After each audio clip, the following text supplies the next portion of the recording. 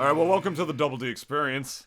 You know, sometimes, hungry, sometimes full, And but always, never kidnapping people and starting a cult. and always never wanting to be here. Dude, Ezra Miller is a fucking psychopath.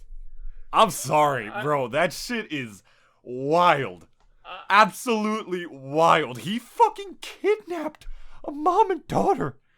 I tried to force them into a cult. Oh. And we're talking about, what about Ezra's mental health? Fuck Ezra's mental health. What happened to all the straight white dudes that, kidnap people and turn them into a cult? When I do it, I'm declared a psychopath.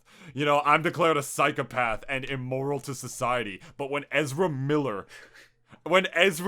fucking kidnaps people and tries to get them to go into their shitty little cult, as well as committing fucking heinous crimes, courtesy worthy of fucking Grand Theft Auto, they're having mental health issues. It's mental health issues. Mental health issues. When you're more concerned with fucking misgendering Ezra Miller than the heinous shit that they've done. And while I agree, yeah, they don't deserve to be misgendered for that shit, but you know what else they deserve? To be in fucking prison. Behind bars. Jesus Christ, man. Like, it's such a weird situation, honestly. It does go back to what I told you, right? Yeah. Like, celebrities, like, terrible people get a pass for really horrific shit when they're famous. Some people don't, like, That is what we ended last week talking about, wasn't it? Yeah, like, Weinstein and Cosby, like, they didn't really get off the hook, I think. I don't know, like, I mean, they Weinstein go to jail? No, but he went to Bill Cosby, I know, got released for some fucking reason. That's Yeah. insane. That's actually insane. Why? What did he do? Did he, like, give a good, like, stand-up in the fucking mess hall on, like, crafts nights or whatever in the prison? And he was like, You want to know something? No, I know that getting raped in prison is the most common thing for a celebrity to happen. I know that my cellmate wants to touch my butt. It's been long enough. I'm gonna let... whatever. I don't... Can I just say something, too? Like, Yeah. I watched the finale for Better Call Saul, and... Yeah. And I guess, guys, spoiler alert, if you guys haven't watched the finale yet, but I'm gonna spoil I would let Bob Odenkirk have mental health issues. If he did something horrible, he gets a pass. He gets a pass, because I like your show. And not to mention, like, his mental... Imagine if his mental illness is that, like, he's actually, like, really deep in the role of, like, Saul Goodman. Yeah. Like, he actually goes around, like, New York or wherever he lives and just, like, start, like, do you need the law on your side? Like, he just pretends as if he's, like, actually Saul Goodman, like, actually. Uh-huh. And he's just, like, pointing at people. It's like, hello, my name is Saul Goodman. Did you know you have rights? Constitution says you do. And so do I. I don't know if you remember, like, the commercial that, like, it kind of just got memed on ever since it, like, basically came out. Like, the actual, like, commercial that they made. But, spoilers again, guys, for this one bit that I'm about to say. Like, there was a scene towards, it was, like, the second to last scene of, have you... How spoilery is it? Kind of. Are you being vague with it? Kind of what you'd expect, honestly. It's kind of where I expected it to go. I mean, have you been watching it? No. Okay, but, like, I kind of do want to. Oh, for fuck's sake! God, just keep it. Here's the thing: if you keep it vague, I can't. If you keep it vague, can't. Because the thing is, I've seen it in passing. I have seen it in passing a couple of times because my parents watch. I do. I don't commit to shows. I'm sorry, man. I can't commit to shit, man. I can't commit to shows. I can't commit to women. I can't commit to fucking being on time for the podcast. The only thing I can commit to is fucking jobs that exploit the shit out of me and toxic ass women who want fucking nothing to do with me, Dennis. That's what I commit to. And to add on to that, you also commit to watching tournaments where man-children play a children's video game live on stage. That's also another thing you, for some reason, commit to. So I commit to casting them when they pay me, which I have a gig. I have a gig this Thursday, actually. Well, casting's different though. You actually like commentating. You just watching them. Is a useless commitment. Ultimate is a spectator's game, my friend. I don't know how y'all hate yourselves enough to deal with fucking Steve. That character is like an actual like detriment to society. Like he's playing his own game half the time. He's not like broken on par like we had like with Bayonetta and Smash 4 and Meta Knight and Brawl in the past, but like that it's pretty clear that character is playing his own game half the time. The sheer amount of Smash players who have not literally won majors after picking up this character. It's like, I'm sorry, that's a testament. I'm sorry. Not to say that they're not to dick on the players and say they're all carried. I'm saying the character's fucking stupid. That's all I'm saying. And if that offends you, I don't know. Deal with it. I don't know. Like saying stuff like that, it kind of even makes me think back to like even like me playing like Yu-Gi-Oh. There's like plenty of like strategies out there that are straight up cancerous, and it's the same for even like any fighting game too. It's like you pick this guy, then honestly, people even think like, oh, if you pick this guy, you're making a statement. You like. It's if you play Steve, you are cancer. Like it's like that type of shit for some reason, and it's the same for even like certain strategies that I play as well. So I mean, I don't know. I guess it goes both ways, but yeah, you have commitment issues, my friend. You need to get that sorted. You know I'm right. I commit to you. You know I'm right. You stammering. You stammering for 10 seconds already tells me all I need to know, David. Oh, what? I couldn't commit to my fucking words, Dennis? Is that it?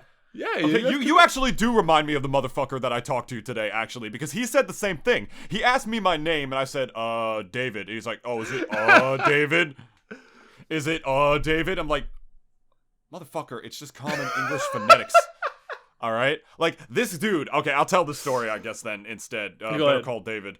I was with my manager today. We were out selling to businesses, and I sold to one, or we were gonna sell to one today. This motherfucker didn't even have like a label on his store or anything, and the door was locked, but someone let us in. And then we start talking to this guy, and he already says just like, oh, what are you selling? Like immediately, where you could tell like, oh, this guy's gonna, he's gonna rip a new one into you. And we normally immediately say our names, but, like, my manager just didn't this time, because this guy just, like, caught us off guard, because he was just like, immediately, I don't want what you're selling. And, yeah, so we start talking to him about it, and before we were even to get into it, he's like, oh, you have a voice, why are you not doing radio? Like, straight, I'm like, and I was like, because I don't know anyone in radio. And he's like, listen to me, man, this book that I have on my desk right here. He points to a book. He's like, I wrote that book. I didn't know anything about publishing. Didn't know anyone in publishing. The way I started selling this book, I went door to door, like to give it to people.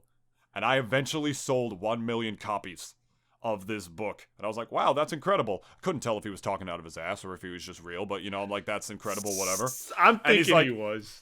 Yeah, maybe. And he's like, listen, man, I worked in the entertainment industry for 10 years, and I know talent when I see it.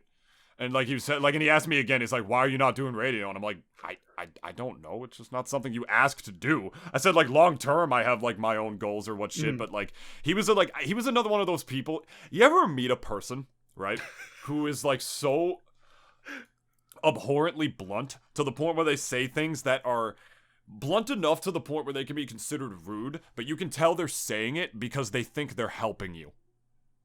You know what I mean? Like they think also, like this is like a crossroads. But it's also like, half them wanting to hear their own voice too. I've seen exactly. That as well. Like people who are like calling out little habits of you to try to get under your skin specifically to see how you react. Like there's a scene in this movie. It's like me.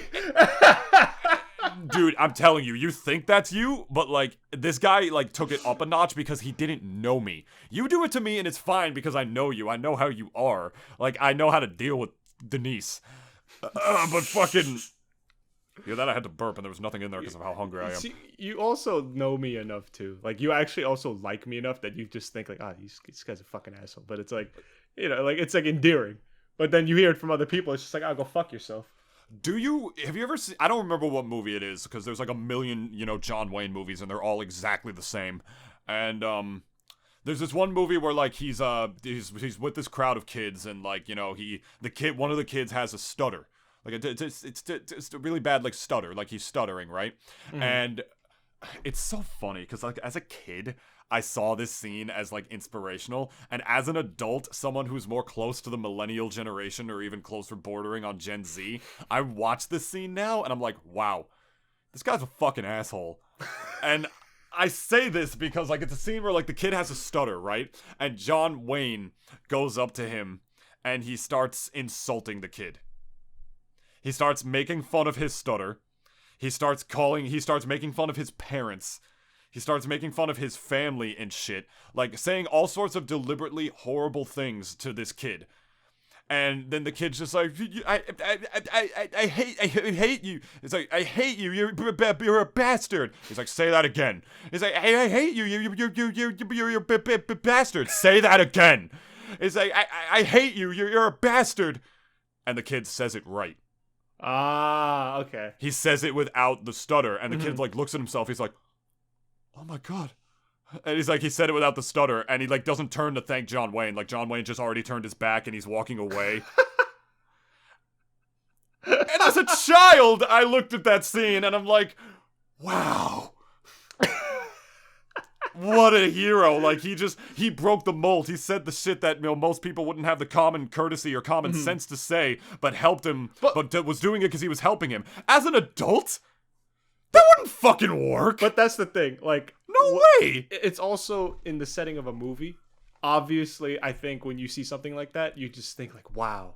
But if you saw that in real life, you'd be like calling child services or some shit. Like, you'd be calling the cops. It's like, yo, this guy's like accosting this kid on the street. I think you need to get over here. Like, this is like, it's not exactly the most acceptable behavior of an adult, like, you know, to be doing. So, like, you know, kind of get someone down here. Like, they weren't in the street. They were in like a valley somewhere. Like, they were all on like this big, like, you know, like Manifest Destiny trip or whatever it was. Like, they were just moving cattle or whatever they do in those movies where they weren't in society.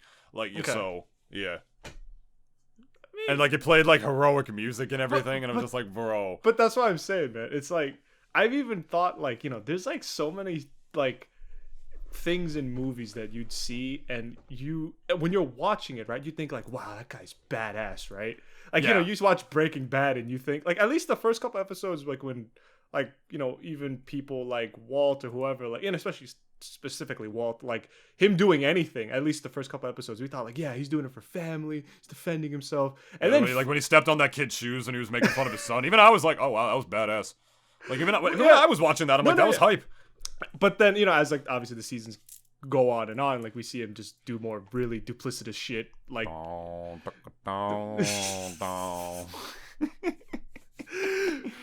Walter, put your dick away, Walter. I want so bad for that meme to not be funny, but it's gonna get to the point where I'm gonna laugh nonsensically at it, honestly. But go on. I haven't seen the meme, like, actually yet, but I always just see it in I don't know, I just see people mentioning it in comments, so I'm like, and then every time I see it, I'm just like, huh. but like, yeah, like, you see plenty of times, like, you know, like, certain things in movies, like, you know, the badasses and stuff, like the quippy one-liners, like, you know, like, it goes both ways. You're Steve McQueen's, you're John Wayne's. Yeah, it's Steve McQueen's, John Wayne's. Even John Wick, yeah, John Wick nowadays is like a more modern version. And fucking Arnold Schwarzenegger as well. Like, if you were like thinking way back when, like, yeah, you know, everyone like had those like, get to the chopper. Yeah, get to the chopper. What's wrong? They got you pushing too many. Do it now. Shut up, David. I'm sorry. What's the matter? They got you pushing too many pencils. Disco with myself, outrageous. But if you see that in real life, everyone automatically in that room just thinks, this guy is an asshole. Yeah. And I want him the fuck out of here. It's so weird, like, because I always thought, like, you know, a lot of, like, watching a lot of things in movies would make a lot of that stuff acceptable. That's what I thought when I was like a kid. But then you actually see some of these people, like, somehow, like, these dickheads, like, almost like came out of the movie.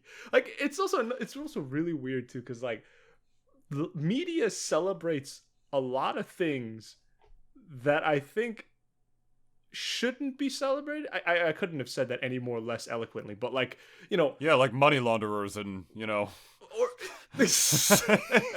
and drug dealers. Drug dealers are cool, man. Saul, you better call Saul. He'll fight for your rights when your back's to the wall. Stick it to the man. Better call Saul. Your best call now, you hear? Or even, like, you know, obviously, like, we've seen, like, plenty of movies too, like, you know, Scarface especially, like, you know, and ugh. Like Tony Montana, like the first introduction that we get of him, like we know that, oh, he's a Cuban immigrant, he's gonna try to make his mark here, like that's why he's here, like, you know, he wants to like get the American dream, like as almost everyone that's ever come to this country wants to. Yeah. And, you know, we see him obviously go from just like a lowly hitman / drug dealer to like drug lord. And it's so weird too, because like people glorify them, like him, that character, a lot for the dumbest reasons I've ever seen, considering like how much of a piece of shit he is. And like, you know, I love this one part, you know, when he's like, you know, with Hector Salamanca, and like he's literally driving around in New York, and they're gonna like bomb this dude's like car, like literally blow it the fuck up right outside the UN. And the guy's got the button, he got his thumb on the button and everything. But then right before he's about to do it, you know, Tony's just like, oh, fuck this. Like, you know, because there was like wife and kid involved. And he's like, you know, and he shoots him in the head and he kills him. Oh yeah, spoiler alerts if you haven't watched Scarface, a 30-year-old fucking movie.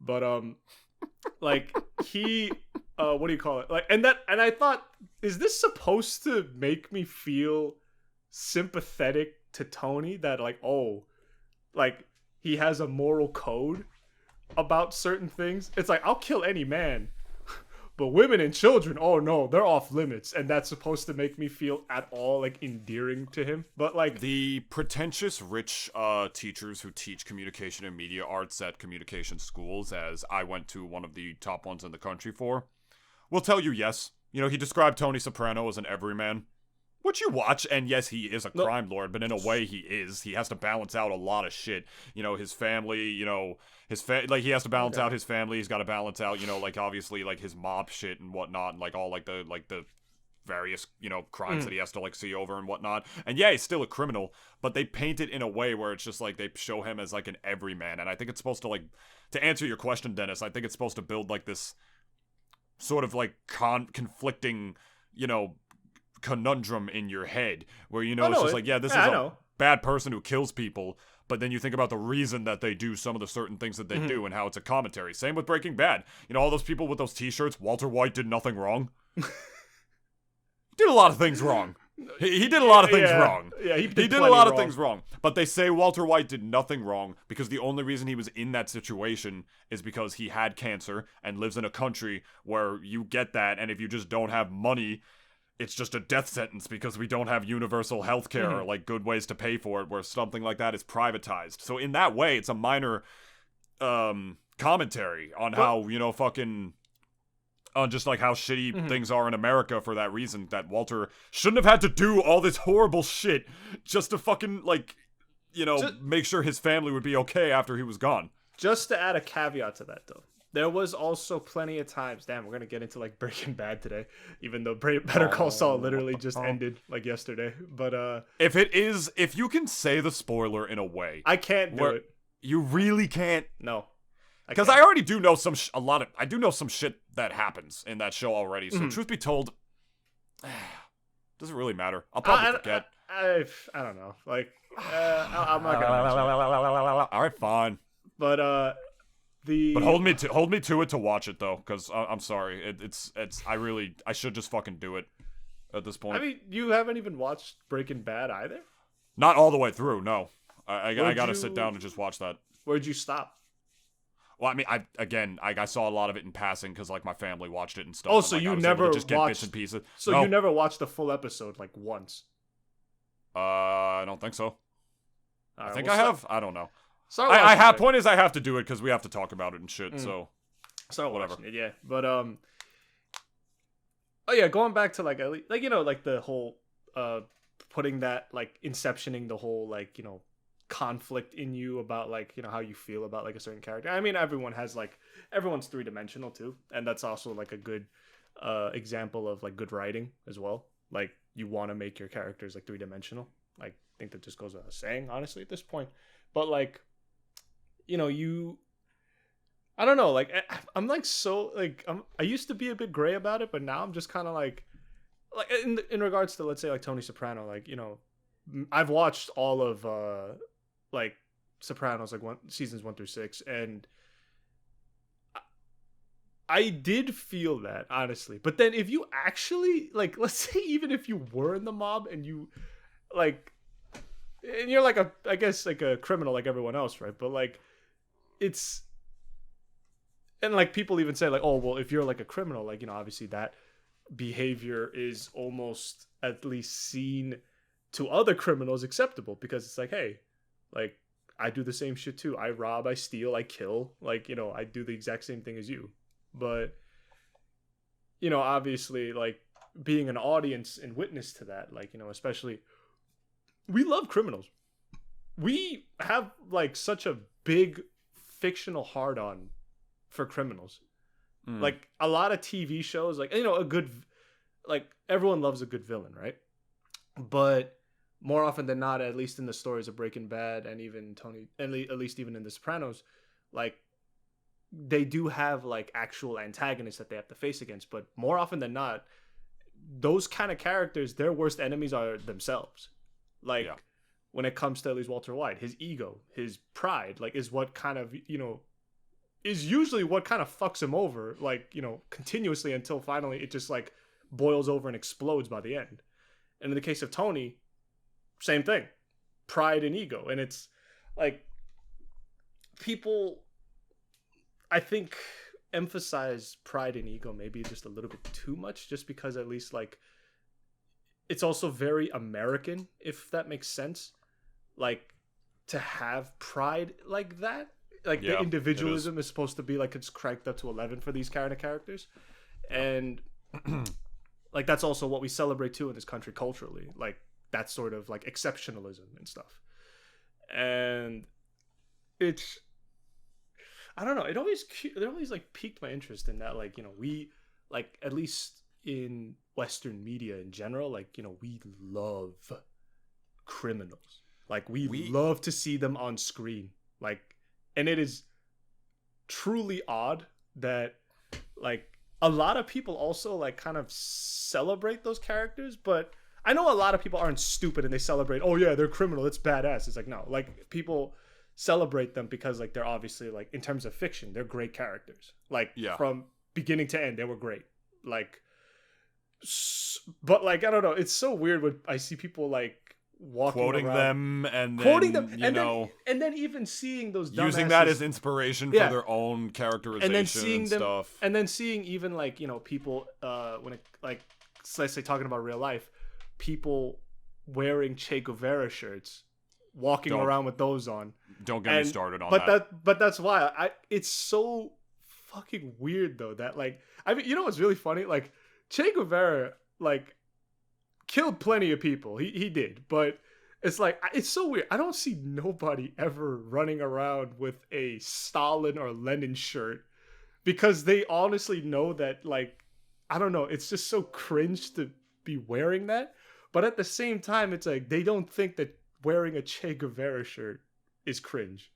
Like, they honestly believe it's not cringe wearing that shirt. It literally blows my mind. I don't understand, because, like, none of those people honestly are worth celebrating. Like, at least if we're talking in real life, like, most historical figures, good maybe 80% of them are not really people to be celebrated, honestly. No.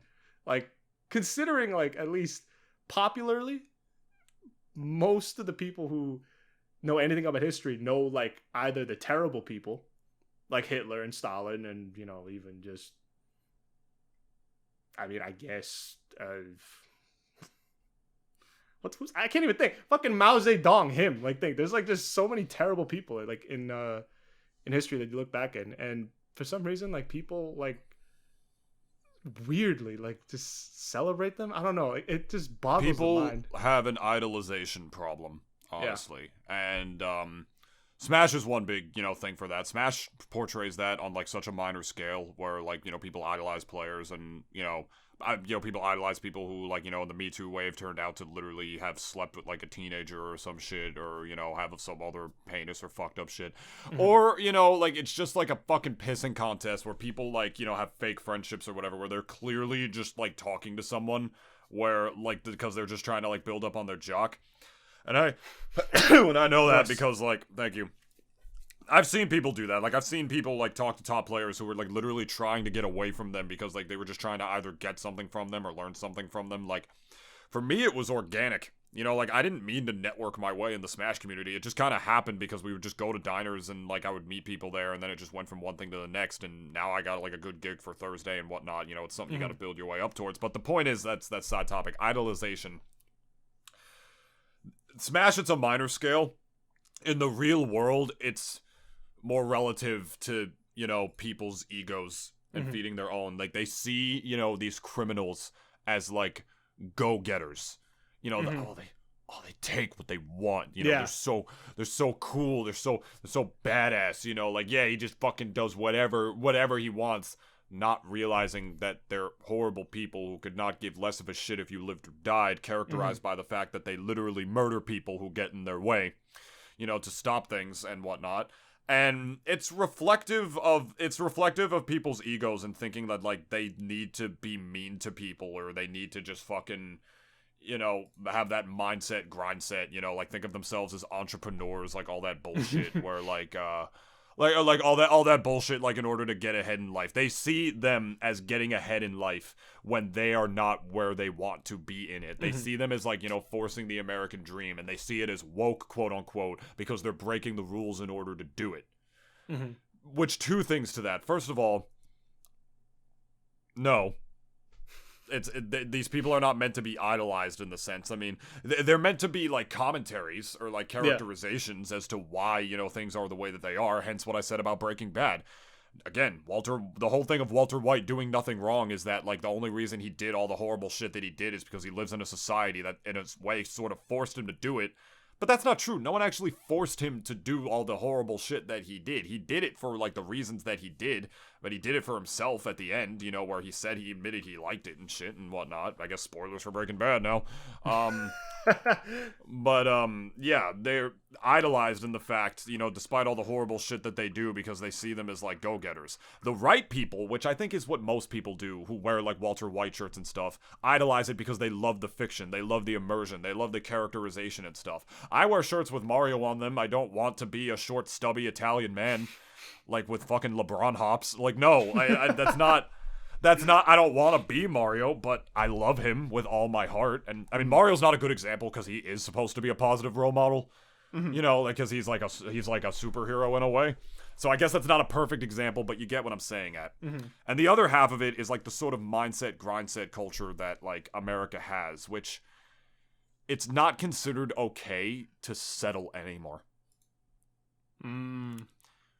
Everybody wants to be TikTok famous. Everybody wants to be Instagram famous. Everybody wants to have a big following where, you know, people constantly, like, feed their egos back at them, you know, and, like, you know, validate, you know, like, their insecurities, because people want to be validated. It's, you know, you remember Andrew Tate? We talked about him. Yeah. He's a huge example of that. He exploits the shit out of young, vulnerable men, like, between the ages of, like, you know, really 16 to, like, 35, you know, with his whole, like, here's how you pick up women, here's how you stop being a little faggot, you know what I mean? Like, all this good shit. And I say that word because, like, I'm trying to be edgy with it because that's how he is. And, like, he's the guy who made that whole thread about, like, how Star Wars is ruining your life. You know, stop focusing on Star Wars, you know, fuck Star Wars, and then, like, you know, you'll get girls and you'll get on yachts and you'll be smoking cigars while fucking 3 bitches at the same time. Meanwhile, no, he earned his keep not through those correct means, and Star Wars is literally one of the most profitable things that has ever existed in the fucking face of fucking humanity, so I don't know why he sees that as a bad example. It's just what he sees as, like, nerd culture, right? Point is that he exploits that whole, like, mindset, grind set kind of thing, and it's one of the reasons that I hate my current job, because there's examples of it in that culture where it's, like, commission-based pay, and, like, you have to, like, now it's good because it's completely, like, the amount of money you earn is completely, like, you know, up to you. It's bullshit. You know, like, that's bullshit. You know, like, that doesn't mean you're going to be guaranteed payment. It's literally just an excuse so, like, the people above you don't have to pay you, and so they can profit even more off the fruits of your labor. You know, there actually is one woman I want to have on the podcast at one point, because she has a whole channel that's completely dedicated, like, to, like, talking about, like, the actual horrors of MLM scams and whatnot and MLM business models.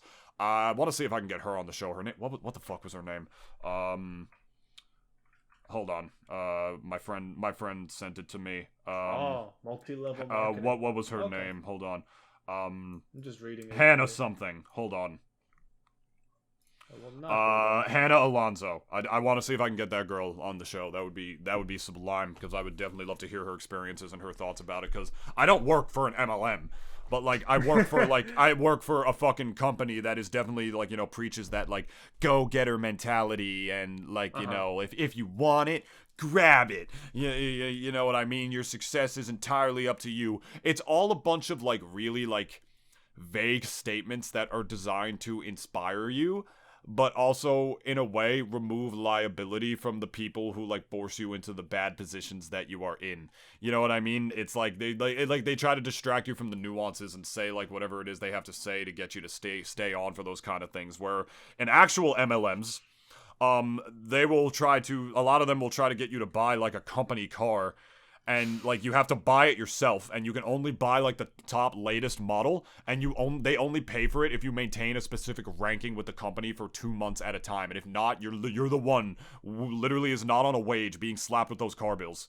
Company car. But yet they technically own it. Like, it's a bunch of horrible bullshit like that. And people fall for that shit because they think when they take those jobs, they're in charge of their own destiny.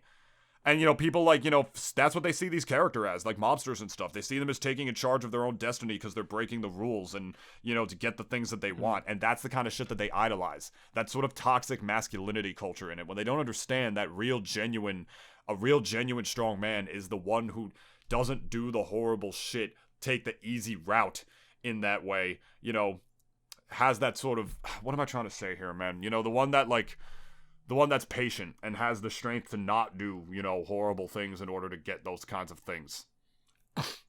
It's like being a man and, like, wanting sex or whatever. It's like having urges, you know, like to want to just, like, grab a girl and, like, fuck her or whatever, like, you know, grab a girl in the club. That makes you human to, like, want to, like, have sex with, like, a really attractive woman that you see. But, like, what makes you a man is being able to control those urges. You know what I mean? Control those urges when you have to.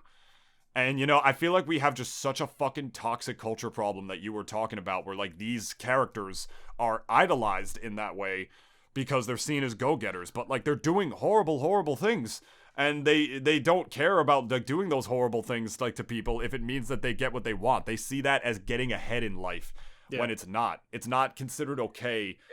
They don't see any other alternatives, first of all. And they don't see it as okay anymore to just settle. Everybody needs a huge Instagram following. Everybody needs a huge Twitter following. Everybody needs, like, all these things, like these arbitrary things that will get you nothing but, like, a senseless echo chamber in your own ego-driven turmoil of destruction. And it sucks to see. And I'm even going to add to that, saying that, like, in the end, usually too, like, I mean, when we're young, right? Usually most things in life can be split down the middle towards material things and immaterial. So obviously when you're young, right, more often than not, you care more about material things. You care about money. You care about, let's say, good clothes. Like, you want to look nice. Like, you know, let's say even to a crazier extent, like, you want designer brands, like, type shit. And you want, like, let's say, a big house, like, you know, real nice car. Like, I think I said that before, but, like, that's what, at least, you know, even not even just media too. Like, I guess mostly it is media. Like, I don't know. Like, it just seems as if, like, it's kind of just insane to think that, like, it just all comes from one, let's say, just overarching source, which is, like, media. So movies, social media, like, all these influencers, all these people just basically constantly bombarding, like, mostly kids, like, a lot of people that are even just still even younger than me and David over here, like, who, like, really, like, manipulate, I guess, I don't even know, like, brainwash them. I don't even know what's the right word, considering, like, when you're that's a good word. That's a good word. I know, but it's like, when you're that young of a kid, it's like, sometimes I guess, like, you kind of lose your I've been brainwashed card, like, after a certain age, you know what I mean? Like, I think after, let's say, like, 25, like, it's like you should know how to, you know, make your own fucking decisions at that point. Yeah. And not cry about it. Like, you know, like I give people a pass until after a certain age. It's like once you turn that age, like you don't have those privileges no more. That's just it for me. Like for people that I know at least. Like if David made a stupid decision when he was like, let's say 20, and if I knew him, I'd give him a pass, obviously. He makes a dumb decision now, I'd be like, that's on you, bro. And I expect the same from other people. Because again, like, you know, it's going back to at least like, you know, like all these like media sources that basically like kind of just have really fucked the generation if you really think about it. Like, I mean, we already kind of got that even like around yours and my time, David. Like, you know, we had like plenty of movies that like were all like had plenty of characters, like, you know, that famous ones that were always like the go-getters, like these are the, you know, like the big, like we love a good success story, right? Like even Pursuit of Happiness, like the, you know, the movie that Will Smith was in and everything. And, you know, if anyone hasn't watched that movie, it's a pretty good movie. And it's definitely one of those movies. Funny enough, it has Will Smith, and the dickhead that he is has not ruined that movie at all for me. Thank God. Like I was able to, funny enough, disconnect like all the shit that he's been known for the last like year away from this movie. Like, which I'm really happy for because it's a really good fucking movie. And I don't idolize. I guess that's not even the right word. Like I don't like romanticize it too much, just because like, you know, the stuff that if anyone hasn't watched it, you know, sorry, a lot of spoiler alerts today ahead, you know, for movies and media in general. But like, at least in terms of this movie, the premise is that Will Smith basically becomes homeless after basically losing his house, his wife, still has his son, but he's basically studying to be a stockbroker, and that's gonna be his only chance to like essentially get out of poverty. And we see him just going through like the ringer, like emotionally and even physically, like throughout the entire movie until towards the end where he does get offered the job. And, you know, there's that great scene in the end where like he's walking down the street and he's just like, you know, clapping and just looking just so like happy finally that like, you know, I'm out of the darkness, like, and into the light, so to speak. Yeah. But, I don't know. It's so weird because like certain movies, like they could do that. They do that so well where it seems as if like it. Because first off, Will Smith isn't a criminal in this movie. He's literally an average Joe like everyone else. Like he was literally a door-to-door salesman. Yeah. Before the end of that movie, and his character. Yeah, his character. So, like at least, you know, not the actual Will Smith, unless you do relate to him, which that is a very troubling thing. But like yeah yeah, it's like seeing a guy like, I don't know, that's why like I feel as if it's so weird now because like at least back then, right, when you were a kid, like you looked up to like the greats of your time, right? You looked up to like the greatest, like let's say baseball player, the greatest basketball player, the greatest golfer, the greatest tennis player, even the greatest gamer, right? And now that, I don't know, like the more that I'm an adult, right, it's like I don't discount their achievements at all. Like, you know, obviously even Michael Jordan's case, like, you know, being the greatest basketball, like literally the GOAT, like he's still better than LeBron. Like that's no question at this point. Like I don't even think LeBron is ever going to like surpass him in any way. I think the only person that was close to surpassing him maybe was Kobe, but he's dead now.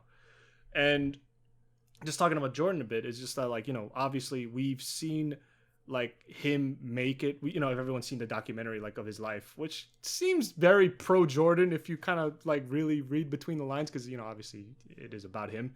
But it's so weird because, you know, a lot of the greats that we've known, like even Elvis, who honestly is arguably one of the greatest musicians and entertainers, honestly, like, you know, from the past, like let's say 50 to 60 years, he died a very pathetic mess, like by the end, on the toilet, no less, if anyone remembers. And I'm so curious as to like how this new biopic about him is going to sort of portray him, because, you know, during the first couple years, his career just fucking skyrocketed. Like when we're talking about right now, Elvis, like when he got picked up. I figured, yeah. When he got picked up and like, and, you know, he just to the moon, essentially, his career. And then, you know, obviously, like, you know, we all saw him got fat, We all saw the groupies just get more and more, just please surrounded by plenty of yes men, like in the family situation too. Like there's so much horrible shit by the end. And like, obviously we all know, and if David wasn't paying attention, he died on the crapper. And let's say also just another example too, like Jordan is alone now. He has no friends. I don't know where his family is at. He barely even talks about him or even mentions them. We don't even know nothing about him if he even has any. Plenty of like the greats that we've seen have fallen from grace pretty hard. And that is also because like their whole mindset was, let's say, like the grind on whatever they're doing. And for Jordan, like, I think it was just straight up like basketball. Like that was his like main motivation for life, honestly. Yeah. If he couldn't play basketball, he would have died essentially, like inside and probably maybe physically. Who knows? May probably wanted to kill himself, but like, and I don't know, like it's so weird because like having that, like, I always call it like the champion's mindset really ends up killing you by the end, like emotionally, if you know what I mean, because it's lonely up at the top. Yeah. And like, it's not, yeah, David couldn't have said it any better. Like it's lonely up in the top. Like another example of that, I guess, in terms of a movie is Whiplash.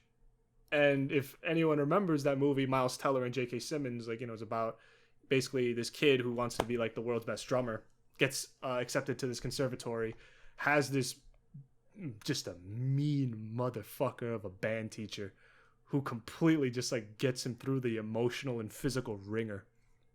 And we see like Miles's character essentially like as the movie progresses, and like he's just continuously like just getting more and more deep into that pit, like that sort of champion's mindset, he's just in that pit, like he just gets deeper and deeper into it. He gives up on his relationships.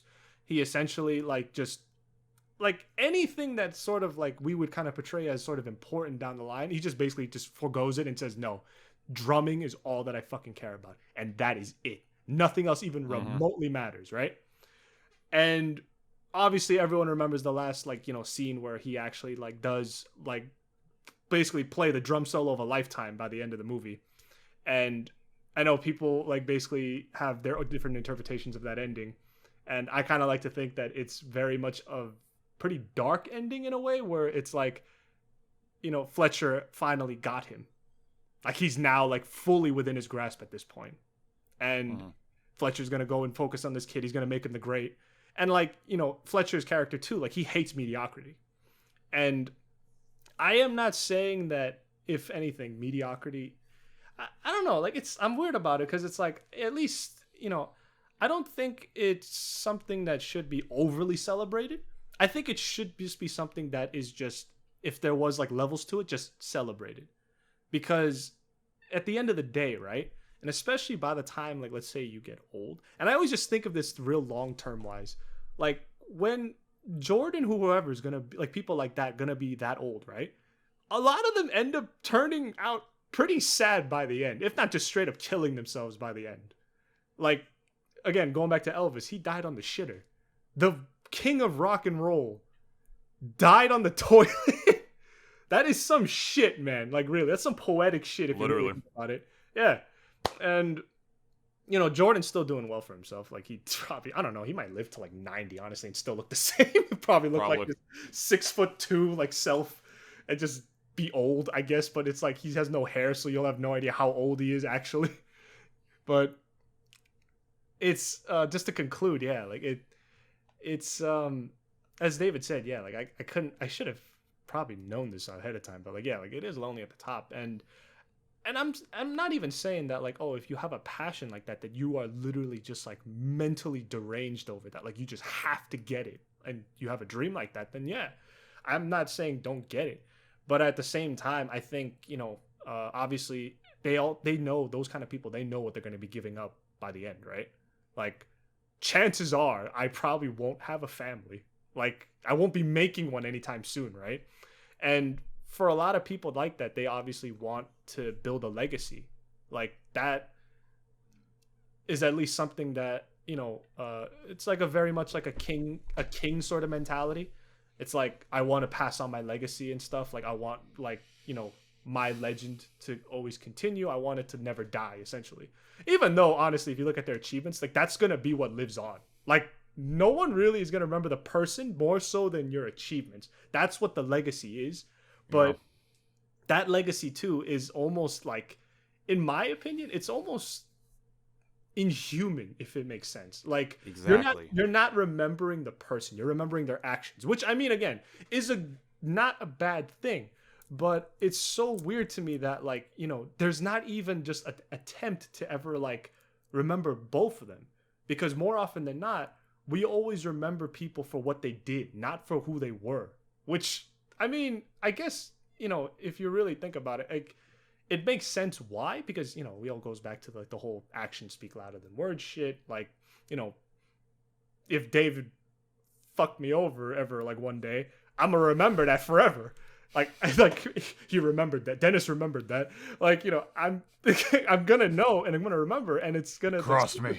And it's gonna stick with me, and I'm gonna hate. And let's say I'll even probably hate David forever if in that scenario. And, you know, again, like, it goes both ways. Like, you know, great actions and even terrible actions, like, they all have their implications. They all have their, like, it's cause and effect. But, you know, yeah, I was going to say, just to conclude, I said that like fucking 10 paragraphs ago. Like, you know, just to even, I guess, wrap up my thoughts, like, you know, I think it, like, that exceptionalism is something that I think should perhaps be celebrated, but I don't think it should ever be overly celebrated if that's the case. Because no pedestals. Yeah, like, it's just remember them objectively for what they've done. And obviously, if it is great, then you know, it is a great thing that they did. But other than that, it's like, you know, I find it so weird that a lot of people, like champions especially, I mean, like, you know, I don't find it weird that they are like idolized, but it's just so weird that nobody ever looks at the type of person that they were. And that's at least something else that I will be remembering. Let's say, if, you know, when the, like, years go on, like, you know, I don't want this to ever happen. Like, you know, obviously, like, you know, knock on wood, ever David, like, thing croaks and, like, you know, and he's not of this world no more. Like, I'm going to be remembering the type of person he was, on top of all the stuff that, like, you know, obviously that I knew him for, like his, you know, what he's done with his life. But more often than not, people don't even focus on that, but they just focus only solely about what they did. Like, you know, what they had done, like what they leave behind, like, you know, legacy again. And, like, you know, nobody ever remembers how much of a kind of a dickhead that Jordan was to his, like, team. Nobody ever remembers. Yeah. Nobody ever remembers too, like, the sort of asshole that Elvis turned out to be, you know, by the end at least. Like, you know, everyone kind of knows how much of a dickhead Tiger Woods turned out to be. Like, you know, especially like during like the twilight, not the twilight years, but I guess like the sort of middle of his like career. That it's like, yeah, it's like, no, I think no one gets remembered for being a nice or a mean person, like just in their day-to-day speech. Mm-hmm. You do get more remembered by what you did. And I think when people do great things or they do exceptional things, people associate in their mind that they have to be a good person. And that is not true.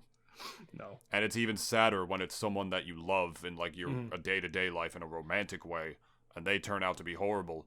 But because you idolize them in this way, your brain cannot accept that they are not what your initial pre-render of them turned out to be, and then you wind up in an abusive relationship with someone who's horrible to you just because you want so badly to believe that they're a good person. And all these MLMs and, like, these, like, idolizations and these people that you're talking about, you know, I agree totally with what you said, in that exceptionalism should be celebrated, but it shouldn't be overly celebrated to the point where we just give these people everything they want because that power corrupts, or it turns, and a pass. Like, they're not good people. Yeah. Again, Drake made out with 15-year-olds. Yeah. We talked about it, you know, same thing with Cardi B bragging about raping a dude. What was the one we were talking about at the beginning of the episode? Do you remember? I don't either. Fuck. I don't remember. Yeah, unfortunately, I don't remember either, but we were talking about another one. And it's all rooted in the sense that everyone wants to feel loved. Everybody wants to have a fulfilling life. Everybody wants to be validated. And nowadays, when you constantly have, like, the quote-unquote best people in society just shoved down your face on a regular basis, it makes you really feel like, you know, you're just never doing enough. That's why there's more and more people with mental health issues that just feel like they're never doing enough. I already had that issue. People tell me I'm wasting my potential. I had a random guy I've never spoken to a single goddamn day in my life tell me that just upon hearing my voice echo throughout his shitty little shop. And he was immediately telling me that I was wasting my life. Now, what was my excuse, you know, for not doing things like radio? Told him I took a bunch of voiceover classes, as if that made him feel any better.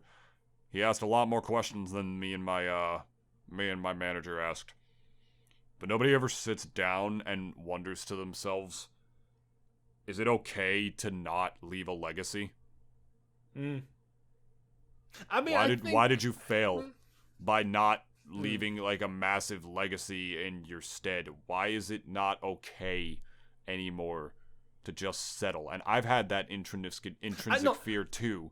You know what I mean? Settle's the wrong word though. Like, I think it's not even about settling though, because it's like, settling would be that, oh, like, you really tried and then you just gave up at that point and you just thought to yourself, okay, probably not going to do that. And the thing is, like, people all have different types of dreams, and I don't discount any of them. Some people literally just want to make sure that they are, you know, providing enough money and then making a family, and they also to be able to provide for that family. Like, some people's dreams do revolve around, like, having a family by the end, and then caring for them and seeing them grow. And some people obviously, like, have very, you know, grand dreams. Like, I want to be an astronaut. I want to be the first person that lands on Neptune or some shit. Like, you know, like, literally everyone's dreams are different. And I don't discount any of them. But it's like, you know, it's for that reason too that, like, you know, again, I repeat that I don't discount any of them because I don't think they should be discounted. Like, I don't think anyone's dream, no matter how big or small, like, should ever be like be criticized for or whatever. It's like why? And in the end, you know, going back to that guy you met, who the fuck are you?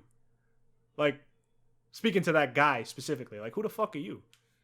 Yeah, you talk all this big game, so then why are you in this rinky-dinky shop instead of yourself being behind a radio? Like, and talking I was to flattered people. by what he said. You know, he was just, you know, one of those uncharacteristically blunt people about it, where he thinks by saying it in a sort of unkind way is like, oh, no one's ever spoken to him like that. Maybe this is the motivation he needs, and then they see themselves as like fucking sages or whatever, like a fucking like realistic He thinks he's Fletcher.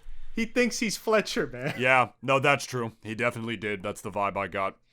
For fucking sure. Yeah, it's important to follow your dreams, but, you know, you gotta remember to do them for the right reasons, or to just... What am I trying to say here, man? Just, it is tricky. Don't let your dreams become insecurities. Don't start following bad people who promise you the world, or who promise you all these things. They think they understand you because, like, you know, they spoke to your soul, lead you down a wrong path. That's what MLMs do. That's what Andrew Tate does. That's what all these, like, horrible people do. They prey on, like, the insecurities of young people, man. Their looks, you know, like, you know, their insecurities, their fears. There's a beautiful Danny Phantom episode about it. If you remember early in the show, like the episode with Spectra, who's like the woman, the ghost who's pretending to be the guidance counselor who comes to the school to try to help everybody, and then she just like tells everybody basically, you're not fucking good enough, and then like because she literally physically feeds off their negativity. It makes her younger. And and it happens to Danny as well, and he starts like giving himself like all this shit, like, I'm a bad superhero, like, I guess I'm just a fuck up, you know, like I took too much of my dad from me, I guess, or like I could never do anything fucking special. Why did I even try? I'm such a loser. That's like a line from the episode. And then it ends with him like defeating her, and like he realizes the true nature of himself all through the help of his sister, and he's just seen like closing his eyes and just like flying, just floating through the air, just because he finally found some peace with himself. And I cried when I watched that, man. I related to it so hard as somebody who's very, very hard on themselves and likes to think he's intelligent enough to not fall for bad things like that. It spoke to me. But what's up? Oh no, I was just even gonna say, like, even usually that kind of stuff affects emotional people even more. Like, I think even, speaking of even geniuses, like let's say Michael Jackson or even Mozart, like those people like that, they live pretty lonely lives too by the end of it. Like, I mean, what happened to Michael Jackson was like, I don't know, people say it was an accident, like how the whole surgery and everything got botched. Yeah. And, Mozart, especially just drinking himself to an early grave by the end. And I think he was just, I don't know if there is a marked grave for him, but like, I don't know. The guy was, obviously around that time, like he was the, I guess musician or like musical artist. I don't know what to really call it, but like he was the guy in his era. And so was Michael Jackson when he was like around, like especially during like the height of his like popularity, the Beatles especially, like even anybody. But like speaking of at least Michael Jackson and Mozart as well, like we also love to like put on a pedestal like geniuses, like people like think obviously that just were in their own world, and like they created something that obviously none of us could even hope to create, which again that is like thing exceptionalism that I do celebrate. But the one thing I also like really really detest is that like again you're not gonna ever look into the kind of person that these people were. And not that I'm even saying, at least in Michael Jackson's case, that he was like a horrible person, but just the life that he lived outside of all the glamour and everything, right? Mm-hmm. Is that really a life you want to live? Like constant persecution from everybody? And especially when the time like that, the whole like allegations of him like basically touching children and stuff like came out, like that like ruined him. And even just like the life he had even as a child too, like he had no childhood, man.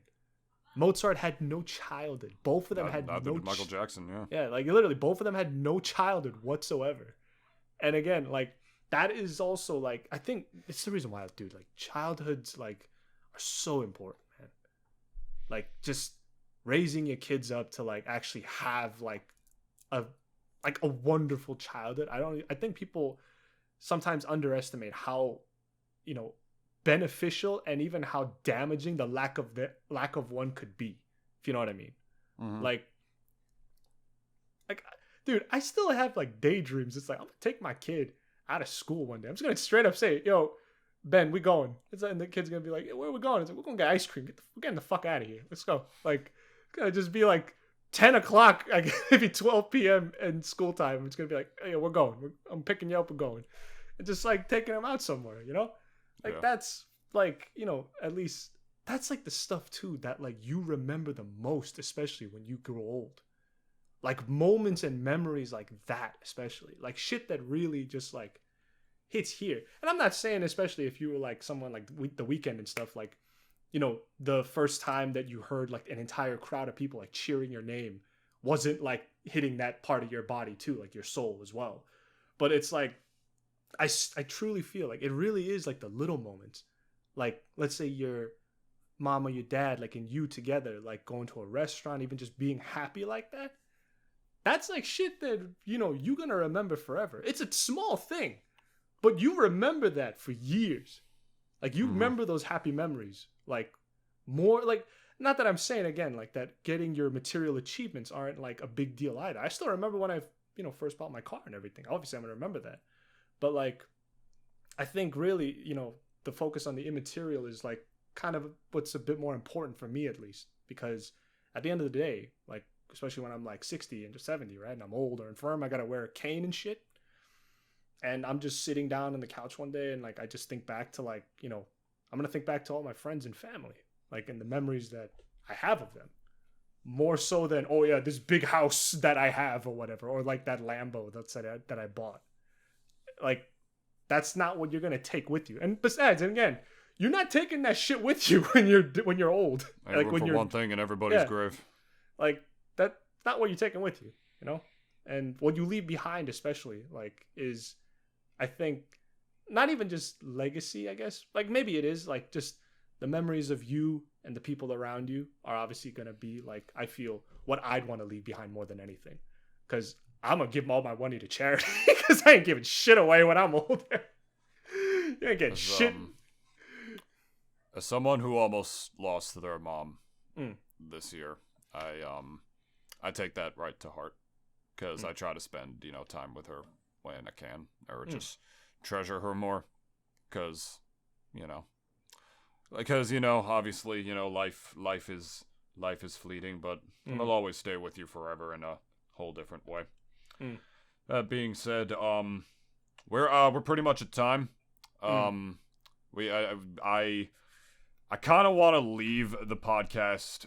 I kind of want to leave the last word. What's up? No. I kind of want to leave. I've been thinking. This episode got me thinking. It's so weird because like David's got a window right next to him, and I'm just imagining he's like looking at that window and having some thoughts.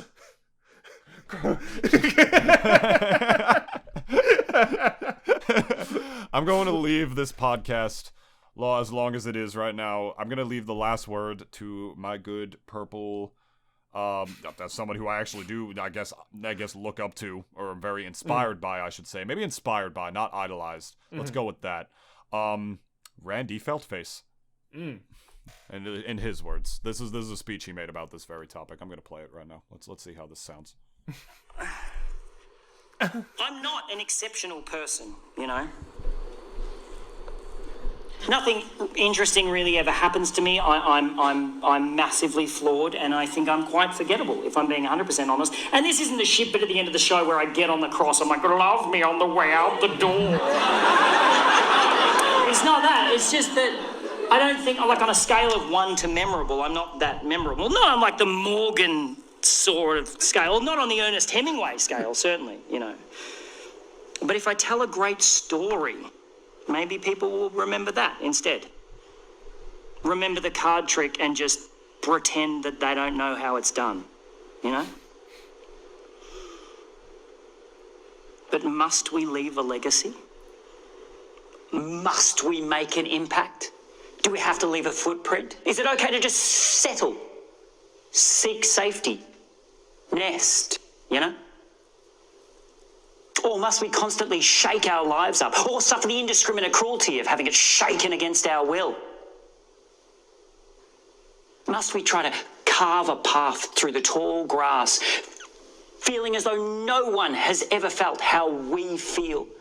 Terrified at what may be lurking low in the grass on either side of us, but just pressing ever onwards with that Paleolithic instinct deep within our chromosomes that the only way is forward, that you have to keep going, that eventually you'll stumble upon the edge of the field, hitch a ride from a passing car, and meet up with the rest of the gang for tea and sandwiches at the old town hall.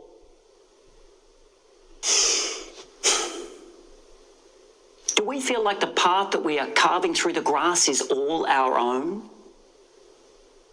Only to finally float above the field with the sweet relief of expiration and realise that the field is insignificantly minuscule in size and that there's only one path through the grass.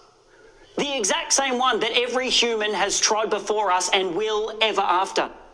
Just stumbling blindly along a tiny hyphen between the words birth and death. And when reduced to that level of crisp simplicity, fear cannot exist.